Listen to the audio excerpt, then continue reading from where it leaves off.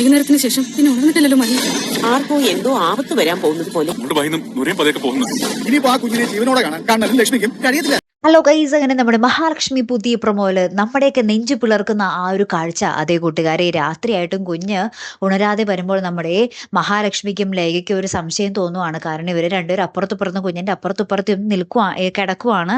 അപ്പൊ കുഞ്ഞിന് ഒരനക്കവും ഇല്ല.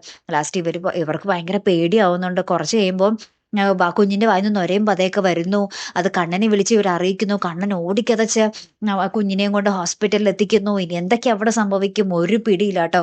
അപ്പുറത്താണെങ്കിൽ നമ്മുടെ മാർക്കോ നമ്മുടെ മുത്തശ്ശി ദേവീൻ്റെ അടുത്ത് വരുമ്പോഴത്തേക്കും നമ്മുടെ മുത്തശ്ശി ദേവി പറയുന്നുണ്ട് മാർക്കോവിനടുത്ത്, ആർക്കോ ഒരു ആപത്ത് വരാൻ പോകുന്നു, ഇനി എന്ത് സംഭവിക്കും എന്നുള്ളത് പറയാൻ പറ്റില്ല എന്നും പറയുന്നുണ്ട്. അപ്പൊ തന്നെ മാർക്കോയും ഭയങ്കര ടെൻഷൻ അടിച്ചൊക്കെ നിൽക്കുന്നുണ്ട്. അപ്പുറത്ത് നമ്മുടെ ശത്രുപക്ഷത്തിന്റെ ആഘോഷങ്ങളൊക്കെ തുടങ്ങിക്കഴിഞ്ഞു. നമ്മുടെ പ്രതാപൻ കരുണനെ വിളിച്ചിട്ട് പറയുന്നുണ്ട്, ഇനി അവരുടെ കണ്ണീരായിരിക്കും മോളെ നീ കാണാൻ പോകുന്നേ, നിനക്ക് സന്തോഷിക്കാൻ പറ്റിയ നാളുകൾ വരാൻ പോകുന്നു എന്നൊക്കെ പറഞ്ഞിട്ട് ആഘോഷം തുടങ്ങിക്കഴിഞ്ഞു കേട്ടോ. ഇനി കുഞ്ഞിന്റെ അവസ്ഥ എന്തായി തീരും എന്നുള്ളത് കണ്ടു തന്നെ അറിയാവേ. കാത്തിരിക്കാം. അവിടുത്തെ ഒരു വീഡിയോയുമായി വരുന്നത് വരയ്ക്കും ഗുഡ് ബൈ.